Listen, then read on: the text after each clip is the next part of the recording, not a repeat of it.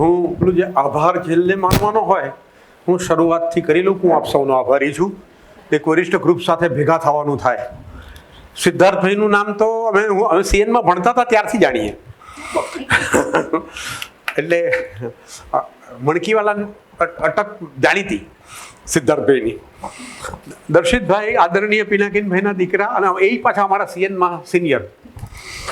અને આ નિમિત્તે બધાને મળવાનું થયું છે એનો હું ખૂબ આનંદ અનુભવું છું, ખૂબ આનંદ અને આભાર માનું છું. મારી સર્જન યાત્રા વિશેની વાતો કરવાની, પણ બને ત્યાં સુધી થયું છે એવું કે સર્જન યાત્રા વિશે જ્યારે જ્યારે પણ બોલ્યો છું ત્યારે કંઈક જુદી જ વાત થઈ છે. મારા માટે પહેલી વાર કવિતા કઈ રીતે લખી કે કવિતાના પરિચયમાં કઈ રીતે આવ્યો એ વિચારતો હતો. પછી ઘણા બધા વર્ષો પછી ખબર પડી કે માણસ એક કૂવો ખોદે ને એમ પોતાની જાતની અંદર ઉતરવાનું હોય છે, અને પછી કૂવો ખોદતા ખોદતા પાણી નીકળતા જાય. એટલે એના વિશે એકવાર વાત કરી. પણ કવિતા જ સાચો પરિચય છે. હકીકત આપ મનવા લેતી હે, માની નહીં જાતી. કોઈને આપણે કહેવું નથી પડતું કે અત્યારે આજનો દિવસ છે. અત્યારે ખબર જ પડી જાય જોતાની સાથે કે આ દિવસ છે. માણસની એની સર્જન, એનું કાર્ય એ જ બોલતું હોવું જોઈએ, એ પોતે કંઈક બોલે એના કરતાં. એટલે કવિતાની વાતથી શરૂઆત કરું. જીવનનું પહેલું મુક્તક અને પહેલો મારો પરિચય.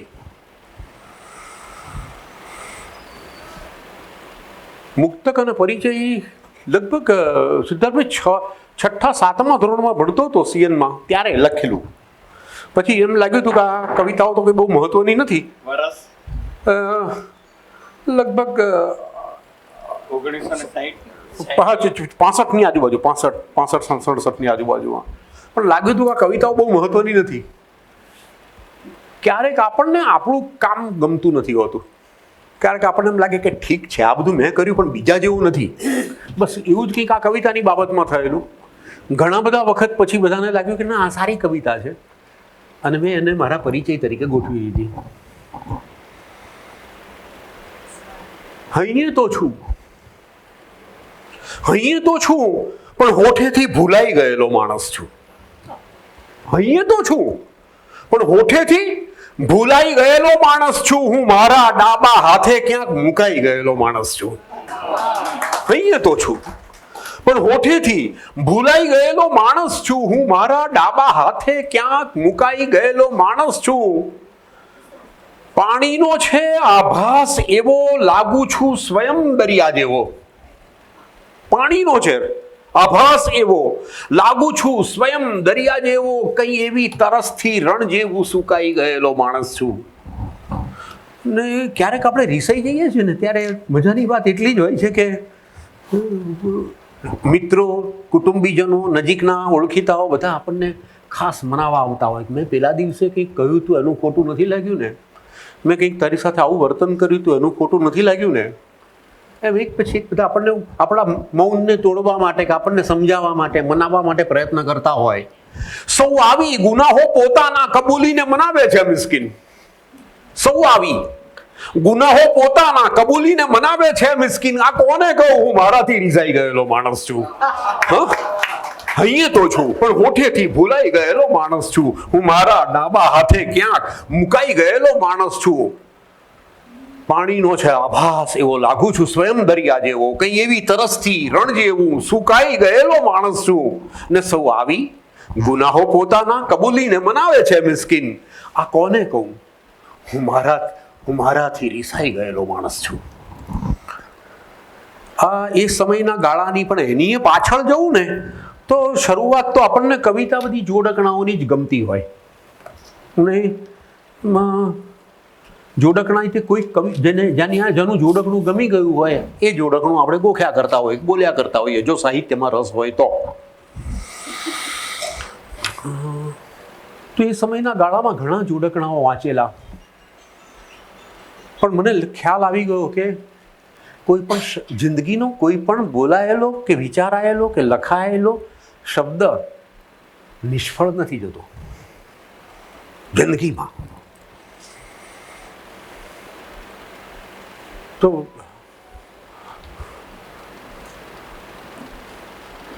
કવિતાના મુક્તકો પેલા આપણે કોઈકની ડાયરીઓમાં કે ક્યાંક વાંચેલા હોય ત્યાંથી સિદ્ધાર્થભાઈ કવિતાની શરૂઆત થયેલી હતી.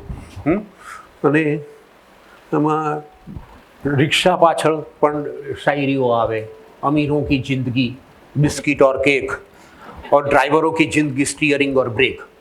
તો આવી આ જોડકણાથી પણ શરૂઆત થયેલી હોય છે. પણ આપણને ખબર ક્યારેક ખ્યાલ આવે કે આ બધી વસ્તુઓનો એક લય હોય, એક છંદ હોય, એક એના સ્પંદનો હોય, એના આપણી અંદર સંસ્કાર પડતા હોય છે. એ સંગીત સાંભળતા હોઈએ, ભજન સાંભળતા હોઈએ, ગીત સાંભળતા હોઈએ, કવિતા સાંભળતા હોઈએ, કોઈ પુસ્તક વાંચતા હોઈએ, કોઈ દ્રશ્ય જોતા હોઈએ, પણ એ બધા આપણી અંદર સંસ્કાર બની જાય છે. અને જે આપણા સંસ્કાર છે ને એ જાગી ઉઠે છે. આ બધી વાત શરૂઆતમાં એટલા માટે કહું છું કે મારી યાત્રા કઈ છે. તો યાત્રાની અંદર તો પાવડર ભરેલા મુખડા કદી રૂપાળા થતા નથી ને અમારા કદી તમારા થતા નથી, કાચના ટુકડા કદી સિતારા થતા નથી. આવું 6ઠા 7મા ધોરણમાં ક્યાંક વાંચવા મળ્યું હોય જોડકણું તો એ મહાન લાગ્યું હતું. એ ત્યાંથી શરૂઆત થઈ. ગઈકાલે રાતની તાજી વાત લખ્યું અને પછી આ કવિતા તરફ આગળ વધું. આપણા શાસ્ત્રોએ, ધર્મોએ શબ્દને બ્રહ્મ કહ્યો છે.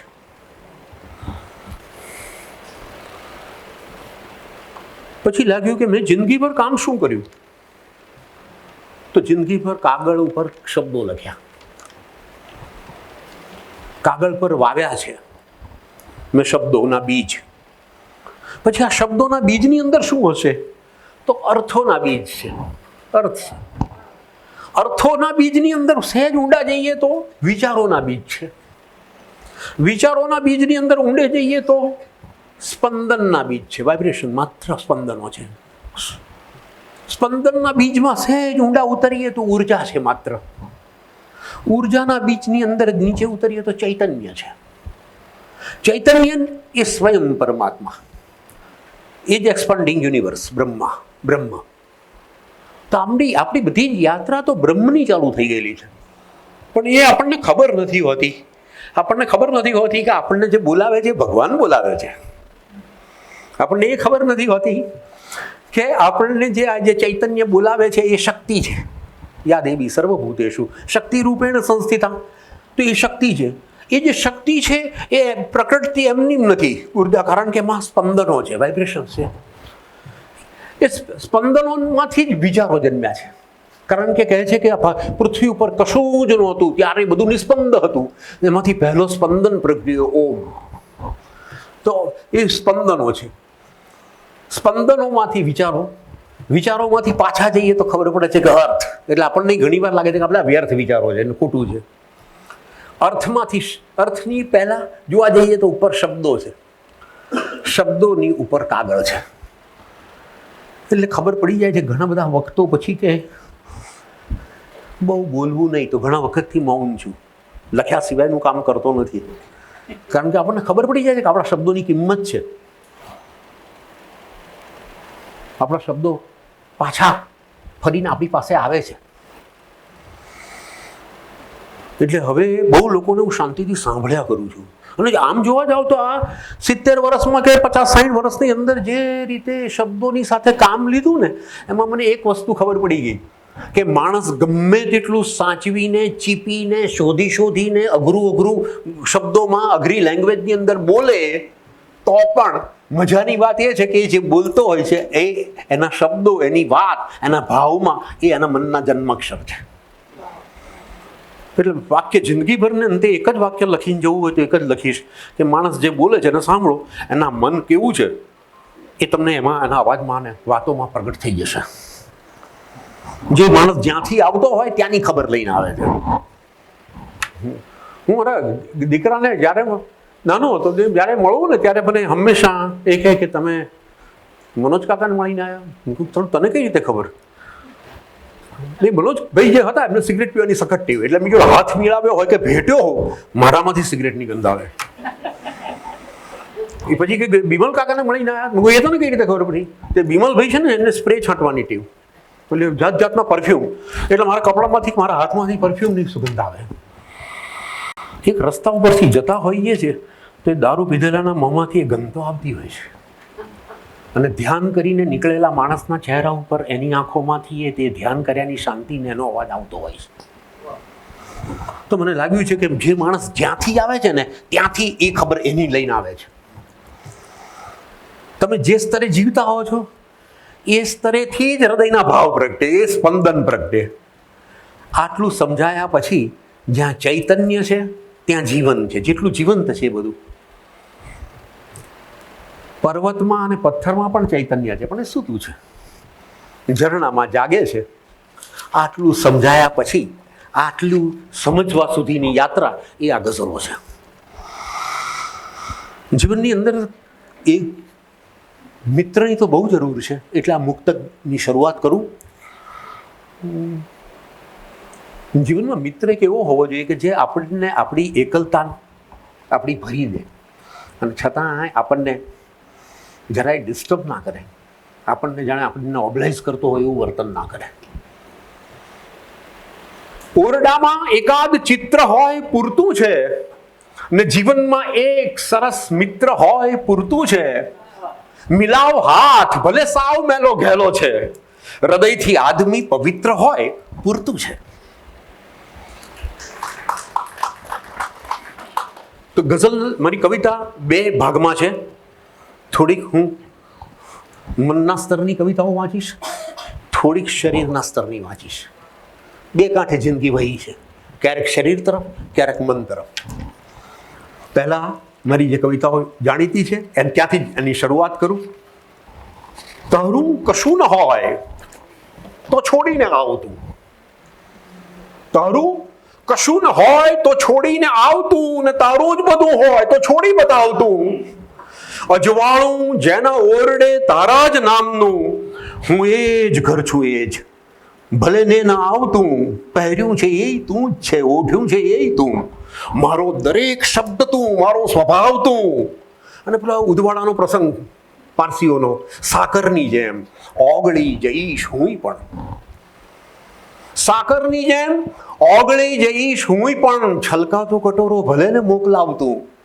મિસ્કીન સાત દરિયા કરી પાર એ મળે, એ રેખા હથેળીમાં નથી તો પડાવતું.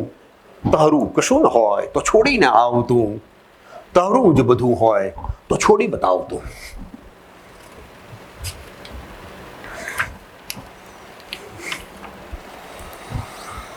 પૂછ સવાલો દુનિયાભરના, પૂછ સવાલો દુનિયાભરના, હું દેવાનો ઉત્તર એક જ. રંગ બેરંગી તારી દુનિયા, મારું તો આ જીવતર એક જ. ચોરે ચૌટે પાદર વગડે, બારે મહિના ક્યાં ક્યાં રગડે.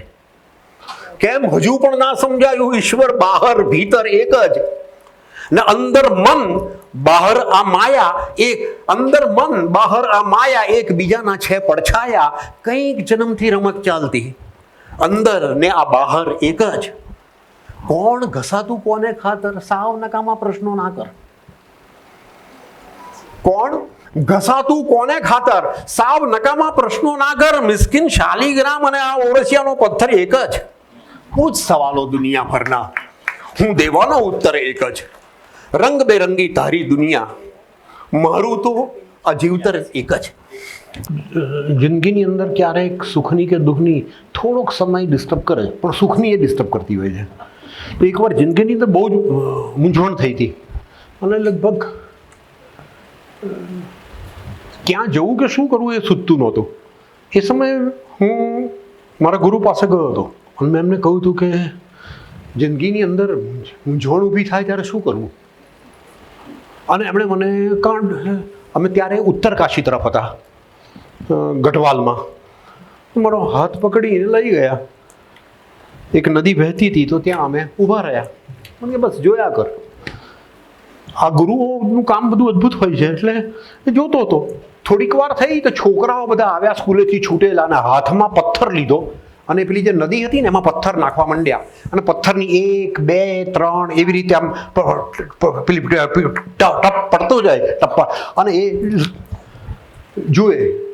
થોડીક વાર થયા પછીના ગાળામાં એ ત્યાં જ એ જ ઘાટ ઉપર મજૂરો આવ્યા. હાથ પગ મોઢું ધોયું, કોગળા કર્યા, ફરી પાછા ફ્રેશ થઈને, આ ગંગાજળની વાત કરું છું, ગંગા નદીની જ, અને ચાલ્યા ગયા.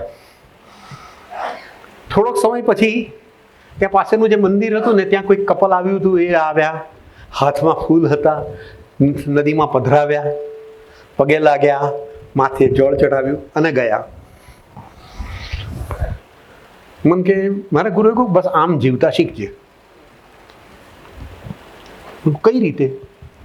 કે તે શું જોયું? મેં કહું મેં એટલું જોયું કે કોઈ કચરો ફેંકે, કોઈ કોગળા કરે કે કોઈ ફૂલ ફેંકે, આપણે વહેતા રહેવાનું. મને કે એથી બીજું કંઈ ના જોયું? મને કે ફૂલ ફેંકે તોય પાણી થોડી વાર ડોળાઈ જાય છે, અને પથ્થર ફેંકે તોય થોડી વાર ડોળાઈ જાય છે. જિંદગીના સુખના પ્રસંગ કે દુઃખના પ્રસંગ ડોળાઈ જવાનું તો હોય છે જ.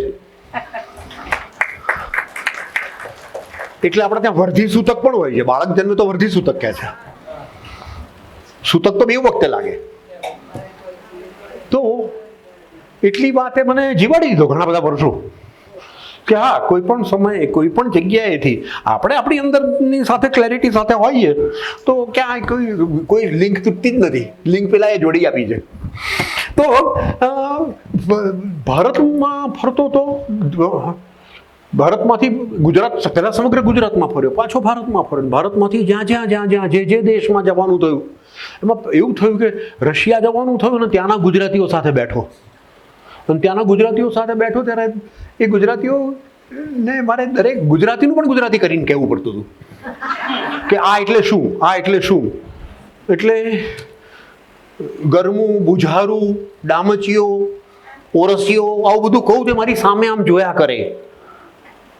ત્યાંથી મને લાગ્યું કે આ એટલે પાછા બીજા જે દેશમાં જવું એ દેશની અંદર આપણે કોઈ પણ નામ બોલજો, એ દેશ જઈને મેં વાત કરી હશે. પણ પછી મને લાગ્યું કે ના, અમેરિકા તો એવું છે કે જ્યાં ત્યાંના સરકારે હવે ગુજરાતીની અંદર ઘણા બધા પરિપત્રો બહાર પાડેલા છે. તો ત્યાંના અમેરિકાના ગુજરાતીઓ સાથે પણ જ્યારે વાત કરું, પણ આ વખતે મેં ખાસ એ લોકોને પૂછ્યું અને એ લોકો પણ મારી સામે જોતા રહ્યા. ડામોચીઓ કહે છે, ઓરસીઓ, ગરમું, બુઝારું, બધું બહુ અઘરું હતું. પછી લંડન ગયો તો ત્યાંય મને પૂછ્યું તો એ લોકો એટલા જ અજાણ્યા હતા. પણ મજાની વાત તો એ હતી કે મેં મારે ઘેર આવીને મારા છોકરાને પૂછ્યું કે ગરમું, બુઝારું, મને કે એટલે શું? બહુ જ આઘાત લાગ્યો કે તો આ કેટલી ઝડપે બધું બદલાયું છે. તો આ ગઝલ ક્યાં ગયા? ચકચકતા બેડા પાણીયારા ક્યાં ગયા? ક્યાં ગયા? ચકચકતા બેડા પાણીયારા ક્યાં ગયા? ફ્રીઝ વાસીઓ, તરસના એ સહારા ક્યાં ગયા? ક્યાં ગયા? ચકચકતા બેડા પાણીયારા ક્યાં ગયા? ફ્રીઝ વાસીઓ, તરસના એ સહારા ક્યાં ગયા? ને ગામ આખું ગર્વ કરતું તું દિવસમાં 100 વખત, ગામના વડલા સમાએ ભાઈચારા ક્યાં ગયા? ગામ આખું ગર્વ કરતું તું દિવસમાં 100 વખત, ગામના વડલા સમાએ ભાઈચારા ક્યાં ગયા? ને વીજળી નહોતી, ઘરે ઘર માણસાઈ ના દીવા.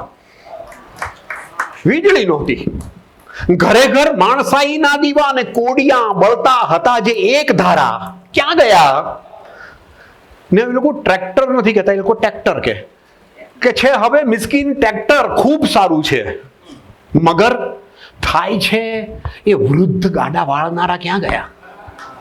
ક્યાં ગયા? ચકચકતા બેડા પાણીયારા ક્યાં ગયા? ફ્રીઝ વાસીઓ, તરસના એ સહારા ક્યાં ગયા? ઘણી વાર પહેલા લખાયું છે અને પછી જીવાયું છે. એટલે ક્યારેય તે આપણે ત્યાં પેલું એક કહેવત છે કે સતી શ્રાપ દે નહીં ને શંખણી ના લાગે નહીં. પણ આપણે ત્યાં વાત બિલકુલ સાચી છે. આપણે જે વિચારીએ છીએ ને એ આપણે આપણું ભવિષ્ય બનાવીએ છીએ. એટલે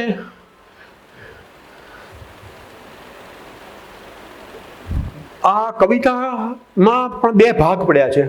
ક્યારેક એવું બન્યું કે પહેલા લખાયું અને પછી જીવાયું, ક્યારેક એવું બન્યું કે પહેલા જીવાયું અને પછી લખાયું.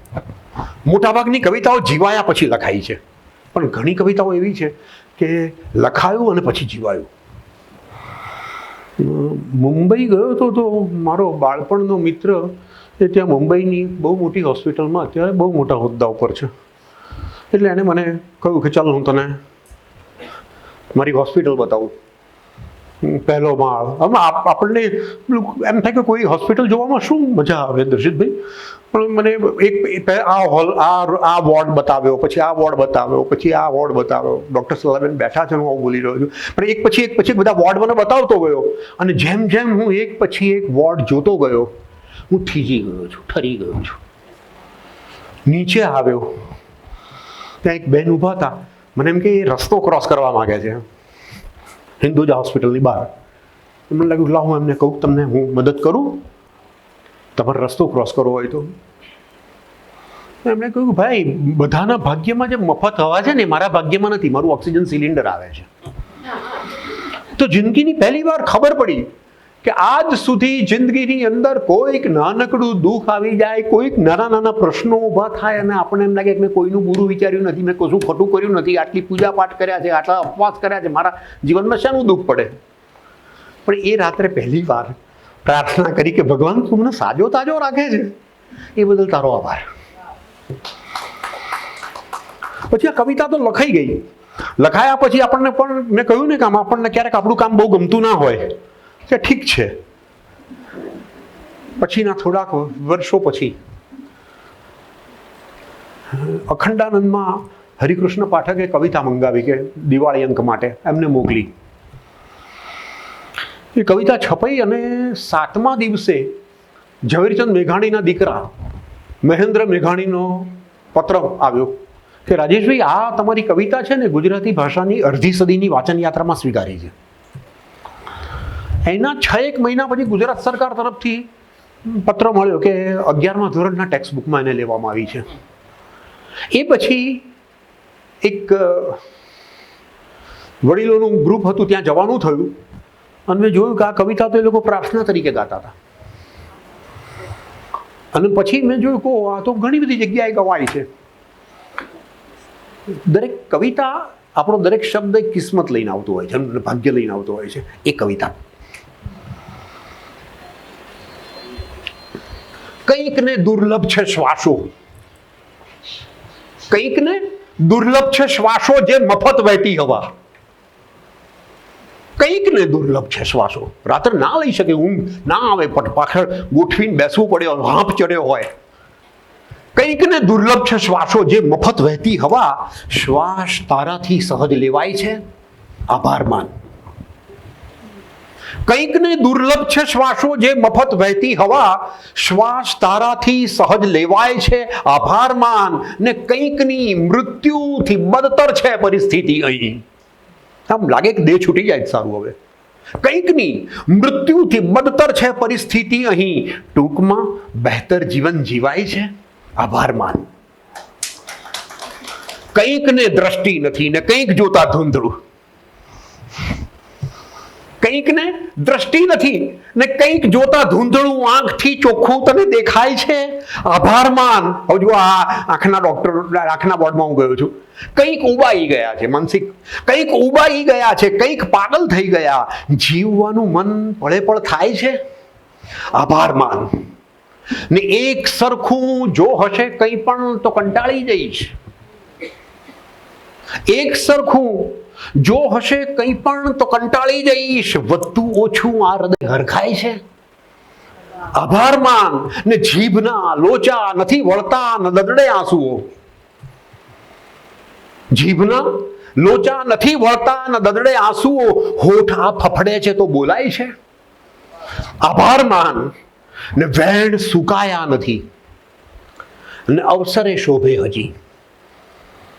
વેણ સુકાયા નથી ને અવસરે શોભે હજી આંસુઓ પણ 5માં પૂછાય છે, આભાર માન. ને કાલમાં સૌ જીવનારા, કાલે ગઈકાલ હોય કે આવતીકાલ હોય, ગઈકાલના સ્મરણો હોય કે આવતીકાલના સપનાઓ હોય, કાલમાં સૌ જીવનારા હોય છે પરવશ ફકત. કાલમાં સૌ જીવનારા હોય છે પરવશ ફકત. આજ આ આભારવશ થઈ જાય છે, આભાર માન. કંઈકને દુર્લભ છે શ્વાસો જે મફત વહેતી હવા. શ્વાસ તારાથી સહજ લેવાય છે, આભાર માન. એક એક પળને જીવી લેવી, એનાથી વધારે કંઈ આગળ પાછળ કશું નથી, એટલું જ. પણ આ કવિતાઓએ, જેમ કહ્યું ને દર્શિતભાઈ, તો આ કવિતાઓએ મને પણ જીવાડ્યો છે. પછી ખબર આવી. આ કવિતા મેં પહેલી વાર જ્યાં ગવાતી સાંભળી હતી એ હતું ઘરડાઘર. પ્રત્યેકની પાસે આમ જોવા જાવ તો એક સરખી વાર્તા, એક જ સરખી વાર્તા વાગે. આમ આ બાજુના ઓરડીથી લઈને છેલ્લી ઓરડી સુધી જાઓ તો દીકરા દીકરીની ને બધાની વાર્તાઓ સેમ. અને દરેક પાસે બેસતા બેસતા સવારના 9, પ્રાર્થના સવારે 7 થી 9 વાગ્યાથી સાંજના 4 ક્યાં વાગી ગયા ખબર ના પડી. એ પછી લખાયેલી ગઝલ. ખાંસે છે વૃદ્ધ ફાધર, એ ઓરડો જુદો છે. ખાંસે છે વૃદ્ધ ફાધર, એ ઓરડો જુદો છે. અને બેસે છે ઘરના મેમ્બર, એ ઓરડો જુદો છે. ખાંસે છે વૃદ્ધ ફાધર, એ ઓરડો જુદો છે. બેસે છે ઘરના મેમ્બર, એ ઓરડો જુદો છે. એક એક શ્વાસ જાણે ચાલી રહ્યા પરાણે, ઘરમાં છતાંય બેઘર, એ ઓરડો જુદો છે. એક એક શ્વાસ જાણે ચાલી રહ્યા પરાણે, ઘરમાં છતાંય બેઘર, એ ઓરડો જુદો છે. મહેમાન કોઈ આવે, વાતો જૂની સુણાવે, લાગે કદીક પળભર, એ ઓરડો જુદો છે. ને ઘરમાં જૂનું જ થાતું, બદલાઈ તરત જાતું, બદલાય ના તસુભર, એ ઓરડો જુદો છે. ને મૃત્યુ પછી પિતાના ખર્ચો કરી સજાવ્યો, લાવ્યા ખરીદી ઈશ્વર, એ ઓરડો જુદો છે. ખાંસે છે વૃદ્ધ ફાધર, એ ઓરડો જુદો છે. બેસે છે ઘરના મેમ્બર, એ ઓરડો જુદો છે.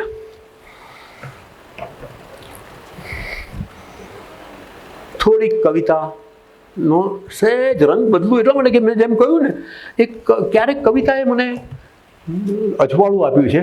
કવિતાએ સમાજને પણ સરસ રીતે બતાવ્યો છે. ભરૂચની હોસ્પિટલમાં કવિતાઓ વાંચતો હતો ત્યાંના ડૉક્ટરો પાસે, અને એક મુક્તક 4 લીટીનું મુક્તક હતું, વાંચવાનું હતું, વાંચી લીધું. ક્યારેક તો હું જેટલું મોઢેથી મોઢ બોલી રહ્યો છું જોયા વગર, ઉપરથી તમને ખ્યાલ હશે કે બધી કવિતાઓ મને ઘણી બધી મોઢે છે, બોલી શકું એ રમત છે મારે માટે. બસ એ જ રીતે હું બોલતો હતો. પણ ત્યાંના જે આરએમઓ હતા એ તાત્કાલિક અટકાવ્યો અને મને કે 1 મિનિટ, એક નાનકડું બાળક ને એ ઉંચકીને લાવ્યા. હા દેવભાઈ, હા થેન્ક યુ. કેમ કે આ બાળક ઉપર તમે કવિતા લખી છે. સિદ્ધાર્થભાઈ, મને ગૌરવ કે આનંદ કે જીવ્યાનું લખ્યાનું ગૌરવ એ 4 પંક્તિઓને લીધે થયું. આમ તો બહુ દુઃખદ પંક્તિઓ છે, પણ એ મુક્તક જાણીતું થયું એને લીધે એનો ફેર જુદો પડ્યો. પણ એક મુક્તક જ પહેલા કહું. કોણ ઉઠાડે, કોણ સુવડાવે, કોણ ઉઠાડે, કોણ સુવડાવે, કોણ બોલાવે, કોણ ખવડાવે, લાશ પાસે આ રોતા બાળકને માં મરી ગઈ છે કોણ સમજાવે. કોણ ઉઠાડે, કોણ સુવડાવે, કોણ ઉઠાડે, એને ખબર નથી કાલે હવે નથી. કોણ ઉઠાડે, કોણ સુવડાવે, કોણ બોલાવે, કોણ ખવડાવે, લાશ પાસે આ રોતા બાળકને માં મરી ગઈ છે કોણ સમજાવે. પણ મજાની વાત એ હતી કે આ મુક્તકે ઘણા બધાના હૃદયને સ્પર્શ્યું. એ લોકોએ ટ્રસ્ટ બનાવ્યું, એ લોકોએ નક્કી કર્યું કે આ બાળક ત્યજાયેલું મળ્યું છે થોરની વાડમાંથી. બધા ટાંકા માકા ડૉક્ટરોએ જાતે લીધા, એ લોકોએ ઉછેર્યું.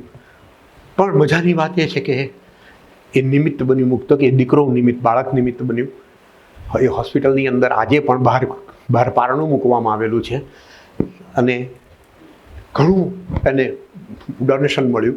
એ બાળક એક નવો રસ્તો ખુલ્યો. પણ મને જિંદગીમાં લાગ્યું કે ના, કવિની કવિતા જ એકલી કલ્પનાઓ હોય છે એવું નથી. એ કલ્પનાઓ ક્યારેક જીવનને જીવાડનારું બળ પણ બની જતી હોય છે. ફરી પાછી એક વાત કરું તો સંસારની અંદર મેં શ્વાસની વાત તો કરી હતી ને, કે આમ શ્વાસ અટકી જાય, ગભરામણ થાય. પણ એવું દરેક વખતે નથી. આપણને ખબર હોય છે કે આ બધું થાય છે, શ્વાસ અટકી જાય છે, ગભરામણ થાય છે. બધું 2 ઘડીના સ્મશાન વૈરાગ્ય જેવું હોય છે, જરા હળવી રચના. એ નહીં આપે. ઘણા માણસો આવા હોય છે, સમથિંગ પોતાને જાતના ગણતા હોય. એ નહીં આપે જરા એ ભાવ, એ સમથિંગ છે. એ નહીં આપે જરા એ ભાવ, એ સમથિંગ છે. ને તું હવે વાંકો પડી બોલાવ, એ સમથિંગ છે. ને કોઈને જોતા નથી એવું જરી ના માનતો, કોઈને જોતા નથી એવું જરી ના માનતો, એમણે કરવો પડે દેખાવ, એ સમથિંગ છે. ને આપને ખાતર એ જન્મ્યા છે આ ભારત દેશમાં, આપ સૌ ભેગા મળીને ગાવ, એ સમથિંગ છે. ને લાગણી ને પ્રેમ ને શ્રદ્ધા નકામું છે બધું. લાગણી ને પ્રેમ ને શ્રદ્ધા નકામું છે બધું. અરે જાતની સાથે એ ખેલે દાવ, એ સમથિંગ છે. કાલ ઓચિંતો જરા છાતીમાં દુખાવો થયો, કાલ ઓચિંતો જરા છાતીમાં દુખાવો થયો ને ત્યારથી ભૂલી ગયા છે સાવ, એ સમથિંગ છે. એ નહીં આપે જરા એ ભાવ, એ સમથિંગ છે. તું હવે વાંકો પડી બોલાવ, એ સમથિંગ છે. આ જે કંઈ મેં આ દેહના સંસારના કિનારેથી જોયું ને એ બધી કવિતાઓ આ સંગ્રહો રૂપે આવી છે. એ 32 પુસ્તકો જેટલા છે. એ તમને એમેઝોન ઉપરથી મળી શકશે. પણ મારું કામ મૂળ જે કવિતાને મેં અંદરથી,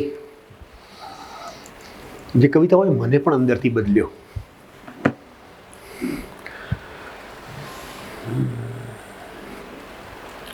લહેરી સાહેબે વાત કરી એ પરંપરા આખી વર્ષોથી ચાલે છે. દરેક જણને એવું લાગતું હોય છે કે મારો ધર્મ સાચો, પછી લાગે કે મારો ગુરુ સાચો, પછી લાગ્યા કરે છે કે હું જેમાં માનું છું એ સાચું.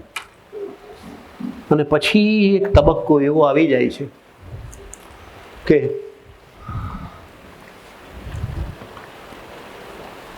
આપણી જડતા વધારે ને વધારે થતી જાય. તો થોડાક વર્ષો જિંદગીના એવા ગયા, 5-7 વર્ષ, કે જેમાં મેં કશું લખ્યું જ નહીં, કોઈને મળ્યો નહીં, કોઈને બોલ્યો નહીં, કોઈની સાથે કોઈ વાતો નહીં. કામ પૂરતું ખપ પૂરતું વાત કરી લઉં, પાછો ચૂપ થઈ જાઉં. કોઈ ફોન નહીં, કોઈને વ્યક્તિને નહીં. તો પેલું બાઇબલમાં સોલોમનની વાત આવે છે ને, વ્યર્થતાની વ્યર્થતા, કંઈ કેવું.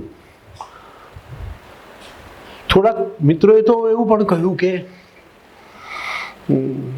કોઈ વ્યક્તિની સલાહ લેવી જોઈએ માનસિક રીતે, કારણ કે તું કહેતો તને કોઈ વિચાર જ નથી આવતા. મેં કહું ના, મને કોઈ વિચાર નથી આવતા.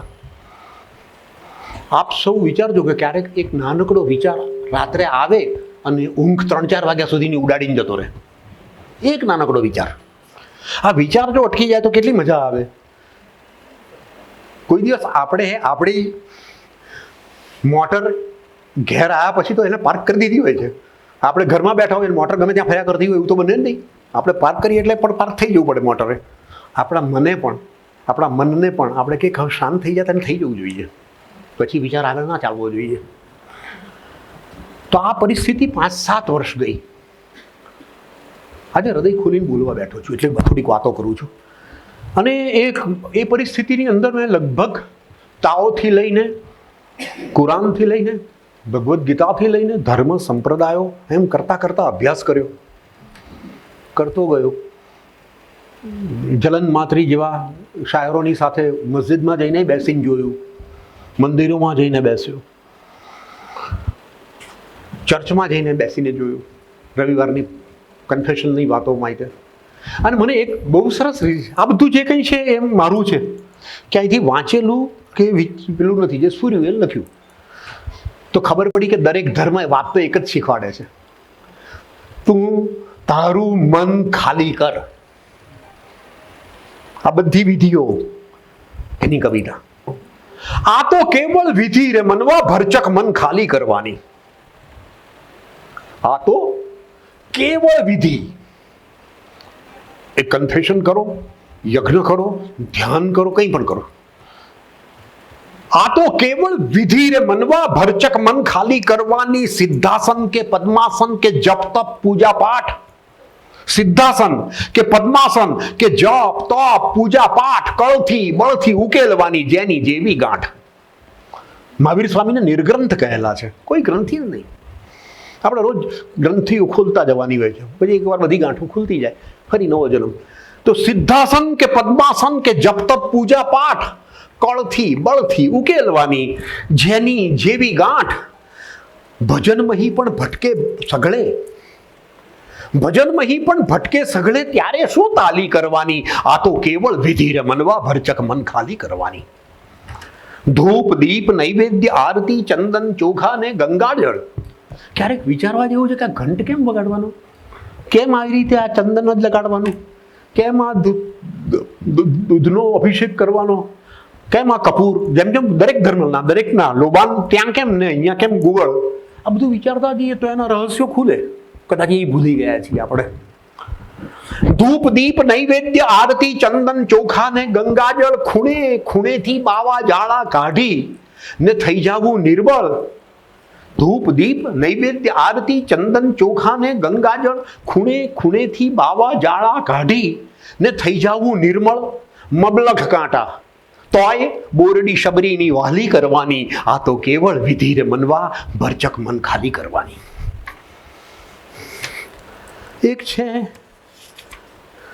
અને આને મને ફરી પાછો આપણને ક્યાંથી પેલું થાય છે.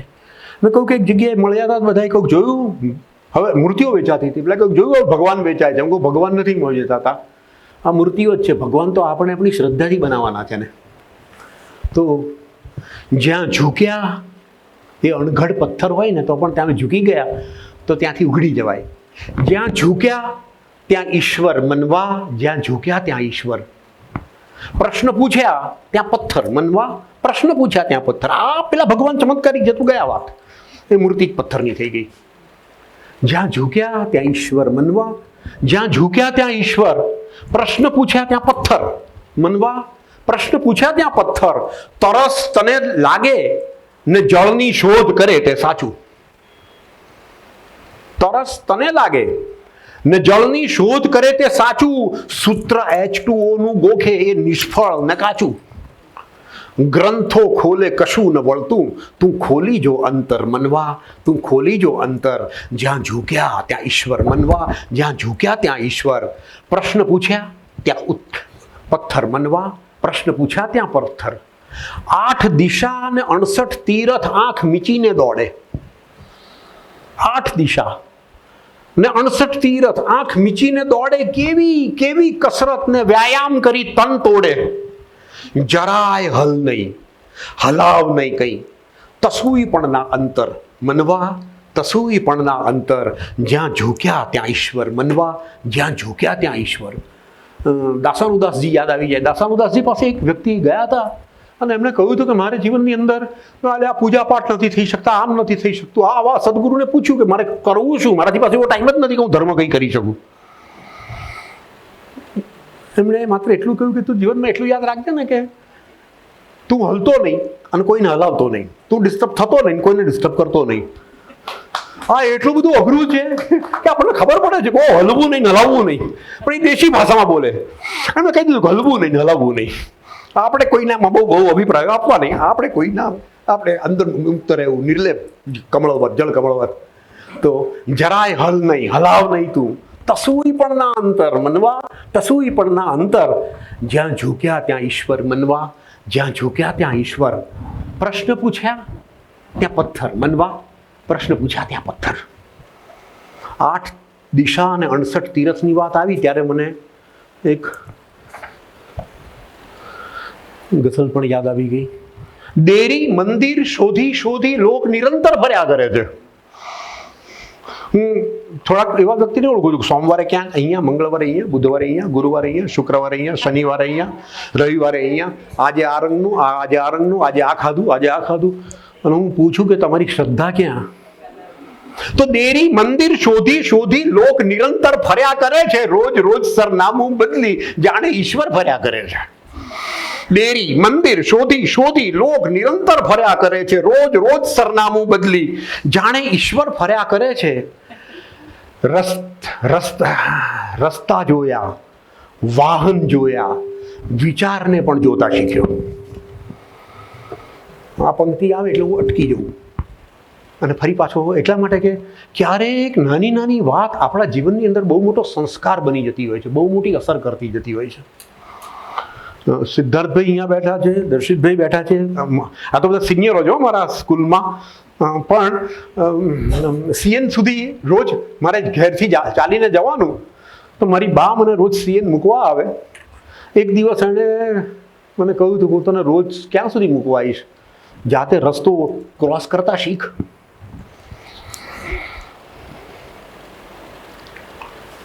અને આ સંસ્કાર એટલું બધું મોટું કામ કરે છે.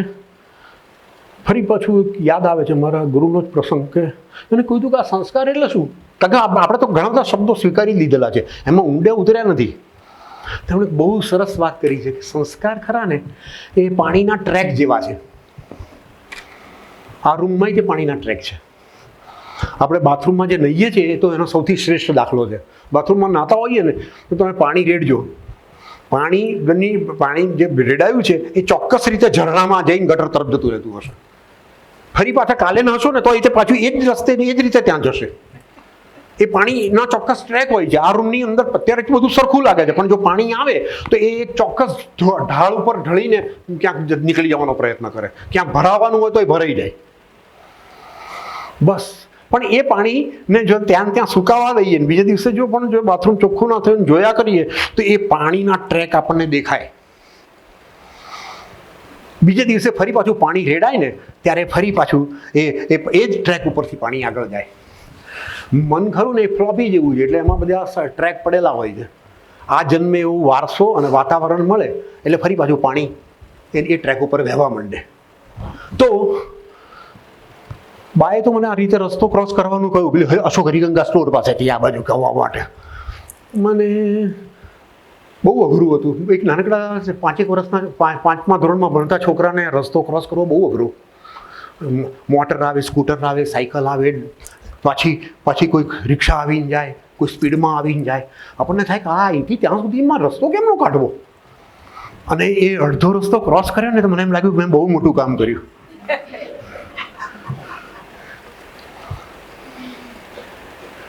ધ્યાનમાં પણ આવું થાય છે બધું. એટલે એટલું કર્યું ને કે મેં મારી બારી સામે જોયું તો મારી બાએ બહુ જ નિષ્કામ શાંતિથી સ્થિત પર હોય એમ રસ્તા ભાવે કહું એવી રીતે બાકીનો રસ્તો ક્રોસ કર. તો મેં તો બીજો રસ્તો ક્રોસ કર્યો. બીજે દિવસે એને કહ્યું કાલે કર્યો હતો ને રસ્તો એ રીતે આ રીતે આજે રસ્તો ક્રોસ કર. આ સંસ્કાર. રસ્તાઓ ક્રોસ કરતો ગયો રોજ. પછી આપણે જિંદગી પર રસ્તાઓ જ ક્રોસ કરતા હોઈએ છીએ, બધા ધર્મોના બધા એ રસ્તા ક્રોસ કરતો ગયો. કોલેજમાં આવ્યો ત્યારે એને કહ્યું હવે તારે મંત્ર કરવા જોઈએ, પૂજાપાઠ કરવા જોઈએ. મંત્ર કરવા પૂજાપાઠ કરવા બેસો તો બહુ અઘરું હતું. ટેલિફોનની ઘંટડી સંભળાય, કોઈ ઝાંપો ખખડાવે એ સંભળાય, કુકરની સીટી સંભળાય, શાકવાળાનો અવાજ સંભળાય, કેટલું અંદર ઘૂસી જાય. એટલે મેં એને બહુ નિર્દોષતાથી પૂછ્યું કે મેં પૂછ્યું તને ભગવાન દેખાય છે ખરા? તેને કહું ના. અને મેં મોટા ભાગે મારી માને એટલા બધા પ્રશ્નો પૂછેલા છે જિંદગીભર. એકવાર એને કહું તું તારા લગ્નનું તારે વિચારવું જોઈએ. મેં કહું તું લગ્ન કરીને સુખી થઈ? આ તને ખબર જ નહોતી. એટલે પછી એને કહું હું નહીં બહુ હેરાન કરું, તને પ્રશ્ન મન થાય ત્યારે કહેજે.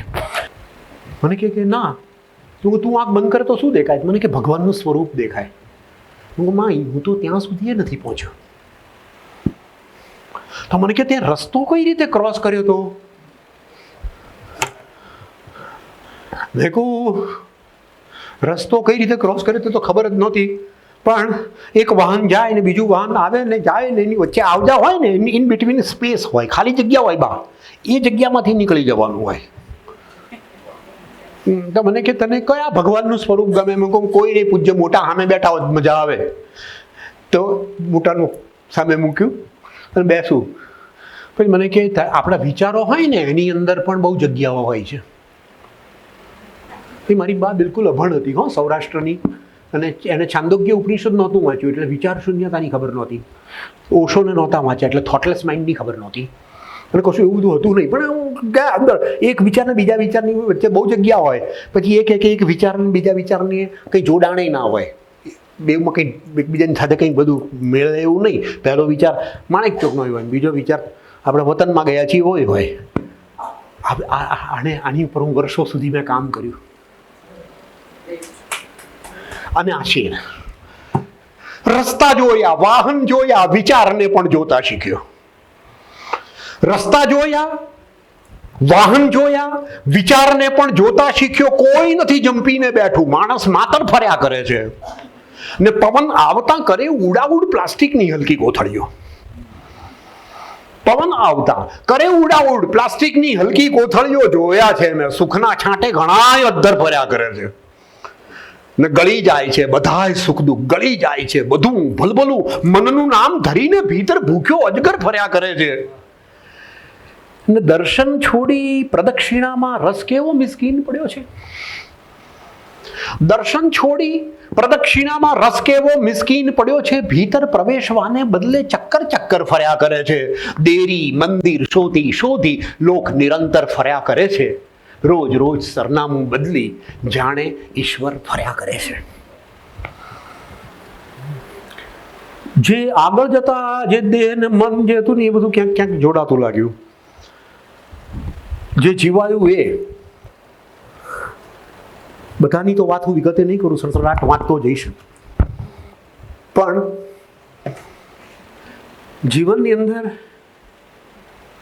આપણી ગતિ એ પ્રગતિ ખરી, પણ જો ગતિના મૂળમાં વાસના હોય ને તો ક્યાંય પહોંચાતું નથી. ગતિ એ માત્ર દોડ ને ઝડપ બની જાય છે. મૂળમાં જ્યાં વાસના છે, દોડવું ઉત્તેજના છે. એક ઉત્તેજનાથી વધારે કશું જ નથી. સ્પીડ સ્પીડ સ્પીડ સ્પીડ વધારે ને વધારે. મૂળમાં જ્યાં વાસના છે, દોડવું ઉત્તેજના છે ને ગતિ પર્યાપ્ત ના લાગે. હજુ થોડી ઝડપ. આ રહ્યું બસ આંખ સામે સુખ કહીને મન ફરી દોડાવતું કરવા હડપ. આંખમાં સપના જ સપના, એ પણ ઘડપણ સુધીના કાલના છે. મૂળમાં જ્યાં વાસના છે, દોડવું ઉત્તેજના છે. ને છતાં એ ના મળે કંઈ કે તરત મન બોલતું નક્કી હશે ખોટી દિશા. આજ સુધી બંગલાઓ બંધાયા, જ્યાં જ્યાં દોડ્યા કંઈ ના મળ્યું, કંઈ નહીં, ચલો હવે ધર્મ તરફ ચાલે જઈએ, એ તરફથી કશું મળી જશે. ને છતાં એ ના મળે કંઈ કે તરત મન બોલતું નક્કી હશે ખોટી દિશા. ત્યાં ફરી બદલી દિશા, બદલી ગતિ, મન થઈ જતું વિહવળ એ સુખને પામવા. કોણ સમજાવે મનને અટકવામાં મજા છે. મૂળમાં જ્યાં વાસના છે, દોડવું ઉત્તેજના છે.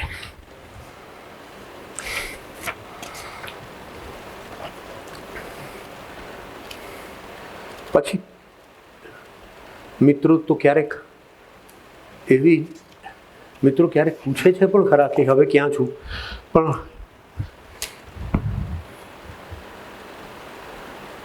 લોકોની પાસે તો બધી સિક્યોરિટી જેડ સિક્યોરિટી હોઈ શકે. આપણને એમ લાગે ક્યાં જવું, ક્યાં પહોંચવું. તો બેન એક બહુ અદ્ભુત કવિતા અંદરની અંગત રીતની. કેમ દેખાતો નથી, કેમ મળતો નથી, તો ક્યાં જાવું, શું જાવું, ક્યાં જાવું, શું જાવું. આ સહજ પલાઠી અહીં વળી, ત્યાં બૂમ પડી ગિરનારી. આ સહજ પલાઠી અહીં વળી, ત્યાં બૂમ પડી ગિરનારી. આમ હાડ હેમાળે ગળતા, આમ રહ્યા સંસારી. માંડ આવડ્યું કશું ન બનતા. કહો હવે શું થાવું, ક્યાં જાવું, શું જાવું. આપણે કંઈક ને કંઈક બની જતા હોઈએ છીએ. છેવટે પ્રવાસી થઈ જઈએ, મુસાફર થઈ જઈએ, સોસાયટીના સભ્ય થઈ જઈએ, સેક્રેટરી થઈ જઈએ, બોસ થઈ જઈએ. અને કશું ના થઈ જઈએ તો શોરૂમમાં ગયા હોય તો પેલો સેલ્સમેન કે આવો સાહેબ, તો આપણે સાહેબ થઈ જઈએ. પણ કંઈક થઈ જઈએ છીએ ખરા. પતિ પુત્ર કંઈક ને કંઈક થઈ જઈએ છીએ. કશું જ નથી થયા. હા, તો માંડ આવડ્યું કશું ન બનતા. કહો હવે શું થાવું, ક્યાં જાવું, શું જાવું. પેલું મૌનનો જ ગાળો ચાલી રહ્યો છે 5 વર્ષ. ફૂલોની આ સુગંધ, પંખીના ટહુકા, આ ખળખળ. જો બોલતા હોત તો લોકોની ભાષા આપણે સમજીએ તો પક્ષીઓની ભાષા એના ટહુકા છે. ઝરણાની ખળખળ એ એની ભાષા છે. ફૂલોની આ સુગંધ, પંખીના ટહુકા, આ ખળખળ. ગીત ગાય પોતાની રીતે સકળ પદાર્થ હરબળ. ફૂલ એ ફૂલની સુગંધ એ એના ચૈતન્યની સર્વોચ્ચ અવસ્થા છે.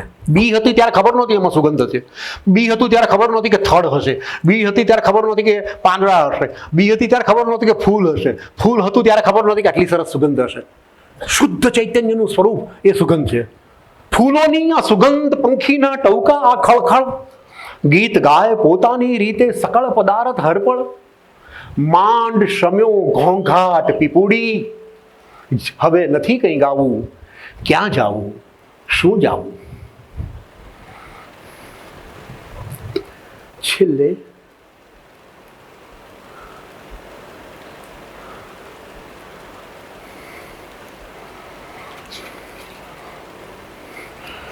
એક બે વાતો. ધ્યાન તો ખૂબ વર્ષો સુધી કરવાના પ્રયત્નો કર્યા ને કશું ધ્યાન થતું નથી. સાંભળીએ ત્યાં સારું લાગે, મૂળાધાર ને મણિપુર ને નીલબિંદુ ને સહસ્ત્રધાર ને બધું બહુ એવું મજા પડી જાય કે આપણને એમ લાગે કે બસ હવે કાલે આપણામાં રામકૃષ્ણ પરમહંસમાં કોઈ ફેર નહીં હોય, પણ એવું કંઈ થતું નથી. કેમ? તો એનું કારણ, બેઠા તો આઘું પાછું અંદર કંઈ પણ કર્યું, આઘું પાછું અંદર કંઈ પણ કર્યું કે સમજો ગયા કામથી. આઘું પાછું અંદર કંઈ પણ કર્યું, આઘું પાછું અંદર કંઈ પણ કર્યું કે સમજો ગયા કામથી. જવાય જંપી ભીતર એવી કોઈ સુંદર પડે, જવાય જંપી ભીતર એવી કોઈ સુંદર પડે, ઈચ્છા માળાની પણ થઈ કે ત્યાં સઘળું ખળબળે. શ્વાસ સિવાય કશું એ ભીતર ભર્યું કે સમજો ગયા કામથી. આઘું પાછું અંદર કંઈ પણ કર્યું કે સમજો ગયા કામથી. ગળે ઉતરી જાય અગર જો કશું નહીં કરવાનું, પેલું કશું જ નથી કરવાનું. ગળે ઉતરી જાય અગર જો કશું નહીં કરવાનું, તરત આવડી જાય એક ટપકું થઈ વિસ્તરવાનું. એફર્ટલેસ એફર્ટની વાત છે. ગળે ઉતરી જાય અગર જો કશું નહીં કરવાનું, તરત આવડી જાય એક ટપકું થઈ વિસ્તરવાનું. સ્વર્ગ મોક્ષની કોઈ કલ્પનામાં જઈને મન ઠર્યું તો સમજો ગયા કામથી. આઘું પાછું અંદર કંઈ પણ કર્યું કે સમજો ગયા કામથી. આઘું શ્વાસ સિવાય કશું એ ભીતર ભર્યું કે સમજો ગયા કામથી. ચકમકના પથ્થર છે ઘરમાં, અને આ વાત બનેલી છે ઘરમાં. મારે હતા જ મેં દીકરાઓએ કહ્યું છે કે આ પથ્થર કેમ સાચવે છે? આ ચકમકના પથ્થર છે. ક્યાં હોય? હિંમતનગર પાસે જતી નદી છે ને એમાંથી કાઢીએ ને તો આ બે આ ચકમકના પથ્થર આમ ઘસીએ ને તણખા નીકળે. તો મને કે દાદા, એટલું બસ આટલું જ બોલીને ચૂપ રહી ગયો, પણ મને ખબર હતી કે દાદા કંઈક આવું ઉલ્લુ ના બનાવો એમ. પણ ચકમકના પથ્થર છે ઘરમાં ને ઘર આખું અંધારામાં. લાઈટ જાય ત્યારે ચકમકના પથ્થર છે ઘરમાં ને ઘર આખું અંધારામાં. ચકમકના પથ્થરમાં તણખા પણ એ ઓળખ કોણ કરાવે? ચકમકના પથ્થરમાં તણખા પણ એ ઓળખ કોણ કરાવે? કોણ શીખવે? કઈ રીતે ઘસીએ તો તણખા આવે? કોણ બતાવે એ તણખાઓ કઈ રીતે દીવો પ્રગટાવે? શંકા હું પદ નડ્યા કરે છે ડગલે પગલે જરા જરામાં. ચકમકના પથ્થર છે ઘરમાં ને ઘર આખું અંધારામાં. દરેક વખતે ક્યાંક પહોંચવાનું હોય છે અને શંકા અને હું પદ પાછા વાળી દે છે. શંકા આપણી જન્મોજન્મની ટેવ છે, એટલે આપણને ક્યાંય જલ્દી ટકવા ના દે. આપણને કોઈકને કહી દે ને કે આ ભાઈ સજ્જન છે તો તરત કે આ બધા કહે છે કે આ ભાઈ સજ્જન છે, એનો અર્થ જ. અને કોઈક કહે કે માણસ દાનિશ છે કે દેખાય જ છે, આપણે તરત જ મૂકી દઈએ આખી વાત. તો શંકા હું પદ નડ્યા કરે છે ડગલે પગલે જરા જરામાં. ચકમકના પથ્થર છે ઘરમાં ને ઘર આખું અંધારામાં. કોઈ કહે આ પથ્થરમાં અજવાળું છે તો ગપ્પુ લાગે. પહેલા તેમાં આગ બતાવો, બુદ્ધિ આમ પ્રમાણો માગે. અનુભવી છે એ જ એકલો આ આખી વિધિને જાણે. મન મેલું તે મેલી વિદ્યા તને લાગતી ચમકારામાં. ચકમકના પથ્થર છે ઘરમાં ને ઘર આખું અંધારામાં.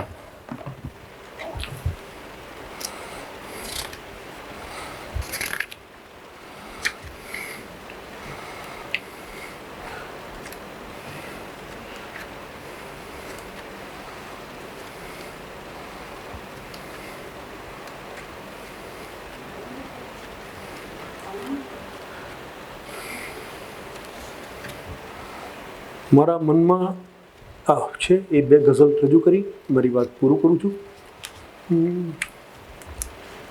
એક તો વારંવાર આપણે તીર્થ સ્થળોએ જ ગયા હોઈએ છીએ, જતા હોઈએ છીએ.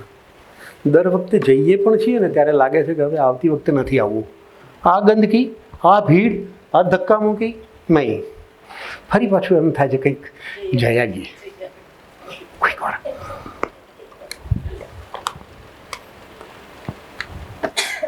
કેમ વારંવાર હું ખેંચાઉં છું હર તીર્થમાં? કઈ વસ્તુ છે ખેંચે છે મને? કેમ વારંવાર હું ખેંચાઉં છું હર તીર્થમાં? કેમ દોડી જઈ ફરી પસ્તાઉં છું હર તીર્થમાં?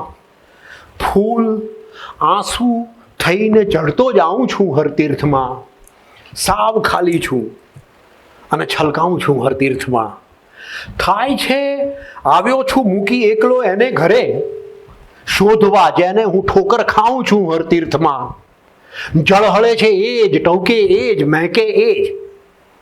જળહળે છે એ જ, ટવકે એ જ, મહેકે એ જ. પણ આ વિધિ કઈ છે? સતત અટવાઉં છું હર તીર્થમાં ને પથ્થરો તોડી ઘડ્યા જે રૂપ એને કરગરું. હું મને તોડીને ઘડતો જાઉં છું હર તીર્થમાં. કેમ વારંવાર હું ખેંચાઉં છું હર તીર્થમાં? કેમ દોડી જઈ ફરી પસ્તાઉં છું હર તીર્થમાં?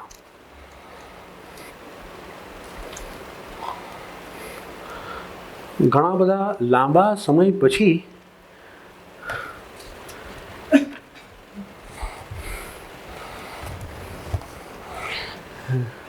આ એક ગઝલ વાંચી રહ્યો છું. અહીંયા જાણે પેલો ભૈરવીજી જેમ અહીંયા પૂર્ણ કરીશ. સિનિયર સિટીઝન ઉપરથી સિનિયર સિટીઝન અમારા મને વિચાર સિદ્ધાર્થભાઈ એ આવ્યો હતો કે હું કયા સંદર્ભમાં તમારી જોડે સિનિયર સિટીઝનોના સંદર્ભમાં જ વાત કરું તો, કારણ કે મારા હવેના 2 પુસ્તકો એવા જ આવે છે. પણ પછી મને લાગ્યું કે ના, મારા કરતાં વધારે હું તો માત્ર એને શબ્દોમાં મૂકવા માટે હું ગરડો જ છું, પણ આ મારા કરતાં વધારે તમે એને જોયેલા છે, જીવેલા છે આ કાર્યક્રમોને. હું તમારી પાસે જ તમારી વાત કે મારી પાસે જ આપણી વાત કરી કઈ રીતે કરું? એટલે મેં નક્કી કર્યું હતું કે ખાસ કરીને ખાસે જે વૃદ્ધ ફાધર સિવાયની કોઈ પણ વાત કવિતામાં ક્યાંય વૃદ્ધત્વ આવું જ ના જોઈએ. કારણ કે મને એક ઉંમરે એવું લાગ્યું હતું કે આ તો આ ઉંમરે આંકડો છે, એ મને ફીલ થઈ ગયું છે. દર્શિતભાઈની સાથે આવતો હતો ત્યારે દર્શિતભાઈને કહ્યું કે આ શરીર હવે જરાય કામ કરે એવું નથી રહ્યું ક્યાંયથી. પણ નક્કી કર્યું છે બેન કે હું 2-2.5 કલાક ઊભો રહીને બોલીશ. એટલે આજે પણ જ્યાં જઉં છું ત્યાં 2-2.5 કલાક બોલું છું. બાકી 10 મિનિટ જીવાય એવું નથી, આમ બેસાય એવું નથી, આંખથી કે શરીરથી કોઈ તાકાત જ નથી. પણ નક્કી કર્યું છે મનથી જીવવું છે. ક્યારેક કોઈકે પૂછ્યું હતું ઘણા વર્ષો પહેલાં, કોઈ ઈચ્છા છે ખરી? કારણ કે હું દરેક વખતે કહી દઉં છું કે ના, હવે અહીંથી નીકળ્યા ને સાંજે અત્યારે 6 ને થઈ હોય 6:30 કે બસ 3 અટક આવ્યા ગયા તો આપણને કોઈ ખાસ દુઃખ નથી. કોઈને કશું કહેવાનું બાકી નથી, કોઈને કશું આપવાનું બાકી નથી, કોઈ એવી માયા નથી, કોઈ એવી ખેંચાણ નથી. તો પણ કોઈ ઈચ્છા ખરી? એના ભાગરૂપે લખાયેલી આ ગઝલ. અંતે વિશ્વ પાસેથી મળ્યું જે કંઈ, વિશ્વ પાસેથી મળ્યું જે કંઈ કરું સાદર પરત. વિશ્વ પાસેથી મળ્યું જે કંઈ કરું સાદર પરત. વૃક્ષ, પંખી, પર્વતો, ઝરણા અને સાગર પરત. આ લખું છું, જીવ્યો છું. હું પક્ષીઓને ઓળખું છું, પક્ષીઓની ભાષા ક્યાંક ક્યાંક સમજું છું. રોજ સવારે બેસીને 1-2 કલાક એ લોકોના જુદા જુદા અવાજો માણું છું. વૃક્ષ, પંખી, પર્વતો, ઝરણા અને સાગર પરત. બાળપણથી આજ લગ્ન પ્રશ્નને ઉત્તર પરત. લાગણી ને સ્વપ્ન, આશાઓ સ્વયં અંતર પરત. દેવતા, ગુરુ, પિતૃઓનું ઋણ ભર્યું જીવતર પરત. ચોપડે જે ચિતર્યા એ અક્ષર પરત. એકલા બેસી વગાડ્યું ખૂબ એ જંતર પરત, હોંશથી સૌએ ઉકેલ્યા એ બધા અવસર પરત. એ જ ઈચ્છા કોઈનું પણ ઋણ ના બાકી રહો. ઓ ધરા લે ઘર પરત, ઓ કાળ લે ઉંમર પરત. એ જ ઈચ્છા કોઈનું પણ ઋણ ના બાકી રહો. ઓ ધરા લે ઘર પરત, ઓ કાળ લે ઉંમર પરત. ગમે તે પળમાં આવજો, મળીશ ઝળહળતો. સૂરજ નથી કે સાંજે આથમી જવાનો છું. અને બીજું છે કે આભમાં કે દરિયામાં તો એક પણ કેડી નથી. અર્થ એનો એ નથી કોઈએ સફર ખેડી નથી. ડૉક્ટર રાજેશ વ્યાસ મિસ્કિન સાહેબને ઊભા થઈને સ્ટેન્ડિંગ ઓવેશન આપીએ મિત્રો, જેમણે સતત ઊભા રહીને અને આપણે બધાએ બેસીને સાંભળ્યું છે અને તેમણે ઊભા રહીને તેમની નઝમ, ગઝલ, કાવ્ય રજૂ કરી છે. જોરદાર તાળીઓથી મિત્રો, હજુ અવાજ આવવો જોઈએ.